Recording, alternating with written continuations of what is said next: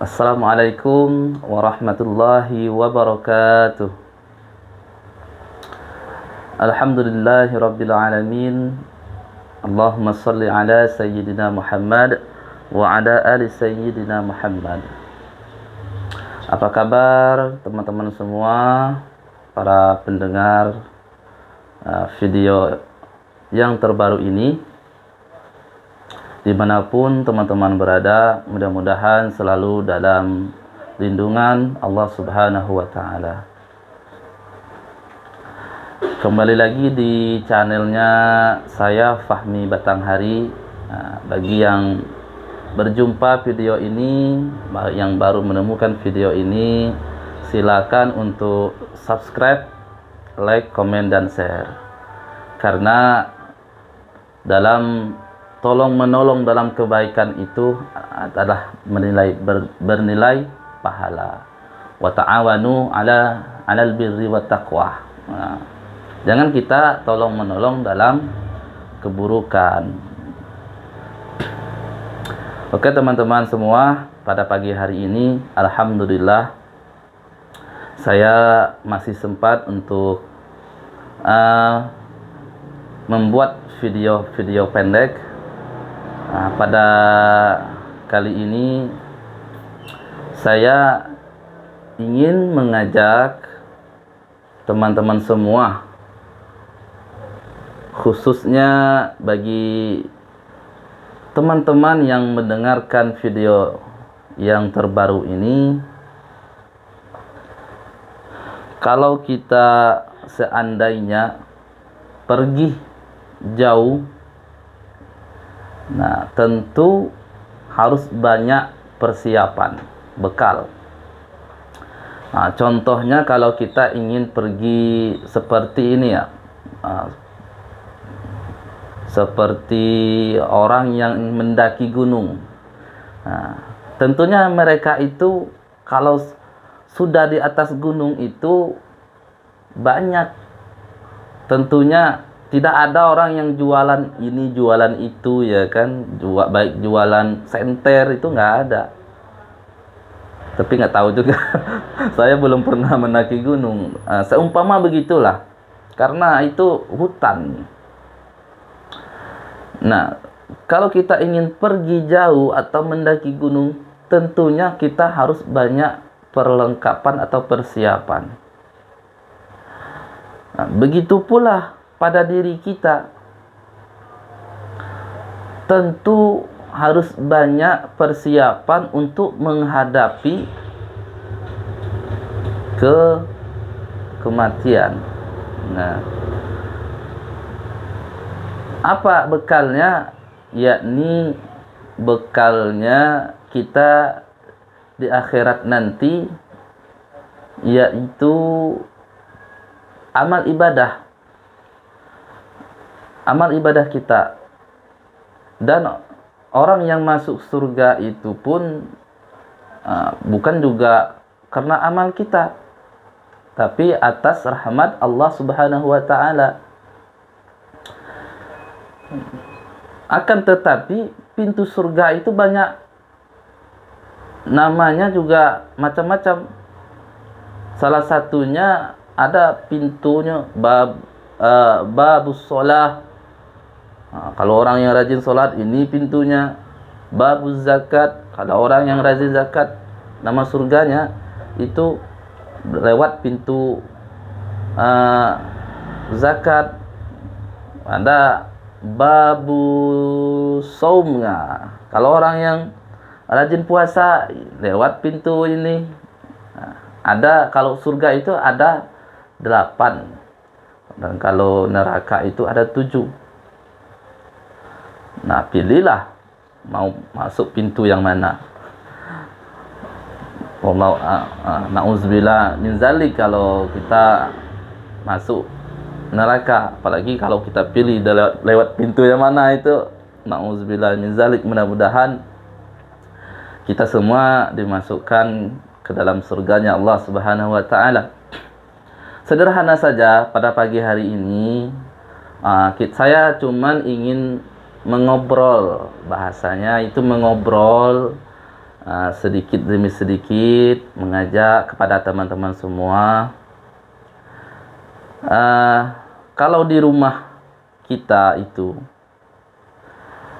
ada mushaf Al-Quran, ada kitab Al-Quran, itu jangan sampai hanya menjadi pajangan yang indah di dalam lemari kaca yang elok begitu. Jangan sampai tergeletak begitu saja. Mestinya kita bacakan Al-Quran itu setiap harinya. Jangan sampai setiap hari itu kita tidak baca Al-Quran. Hiasilah rumah kita itu dengan tilawatil Quran, dengan membaca Al-Quran. Nggak apa-apa kalau nggak bisa banyak-banyak, sedikit-sedikit boleh juga begitu. Tapi jangan sampai dalam satu hari itu kita tidak membaca Al-Quran. Kalau setiap hari itu kita membaca per ayat berapa, terus besoknya kita bisa baca per lembar, minggu besoknya kita bisa baca per juz setiap hari. Nah, dengan kita rajin membaca Al-Quran, dengan kita setiap hari membaca Al-Quran, insya Allah mudah-mudahan semua perkara hidup kita di dunia maupun sampai di akhirat itu Allah yang atur. Udah, semuanya Allah yang atur. Dengan membaca Al-Quran pun maka badan kita menjadi sehat, ya, otak kita juga jadi encer, enggak beku-beku amat. Pikiran kita juga lebih tajam menata ke depannya. Maka untuk itu jangan sampai Al-Quran dalam rumah kita itu hanya tergeletak begitu saja. Apalagi Al-Qurannya sampai berdebu, tidak pernah dibuka sama sekali. Kalau kita baca setidaknya per ayat, tadi saya terakhir baca surah Al-Baqarah, yang mana ayatnya itu 153 tadi. Kita sambung sedikit aja ya. Dan per hari itu kita baca Al-Quran. A'udzu billahi minasy syaithanir rajim. Bismillahirrahmanirrahim. ولا تقولوا لمن يقتل في سبيل الله أموات بل أحياء ولكن لا تشعرون ولنبلونكم بشيء من الخوف والجوع ونقص من الأموال والأنفس والثمرات وبشر الصابرين الذين إذا أصابتهم مصيبة قالوا إنا لله وإنا إليه راجعون. Nah, walaupun kita hanya per ayat membaca Al-Quran per harinya nggak apa-apa. Terus besoknya kita ulangin lagi, kita sambung baca lagi. Sehingga dengan memperbanyak membaca Al-Quran setiap harinya, bukan lagi itu karena anjuran, perintah, akan tetapi kebutuhan. Kalau setiap hari itu kita nggak baca Al-Quran, rasanya ada yang kurang. Kalau satu hari itu kalau kita nggak baca Al-Quran itu rasanya rugi. Kalau satu hari itu kalau kita tidak baca Al-Quran rasanya hambar begitu. Nah, jadi rumah yang selalu dibacakan Al-Quran itu, para malaikat itu mendoakan kita, mengepakkan sayapnya, mendoakan bagi rumah-rumah yang selalu dibacakan tilawatil Quran, selalu dibacakan Al-Quran. Tentu beruntung tidak? Sangat beruntung sekali. Nah, kita dialog saja teman-teman. Jadi dengan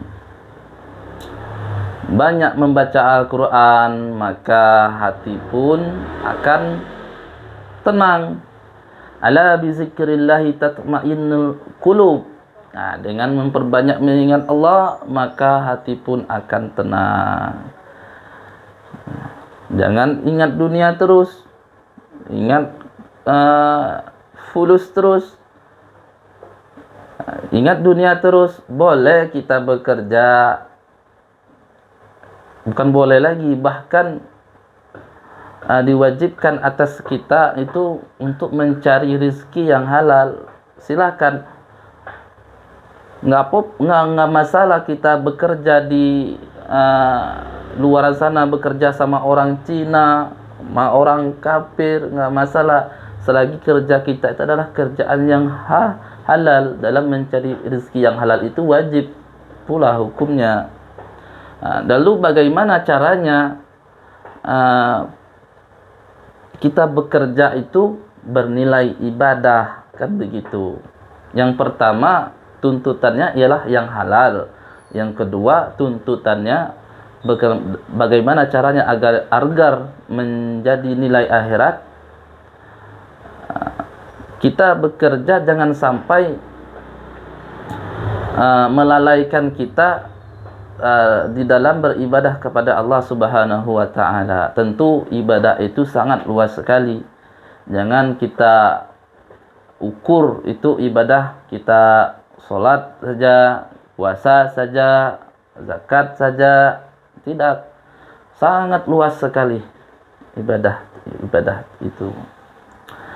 Nah, mudah-mudahan sedikit walaupun pembicaraan saya ini masih kurang teratur, saya kira teman-teman semua mustami'un al-kiram, para pendengar yang saya muliakan, mengerti dan paham.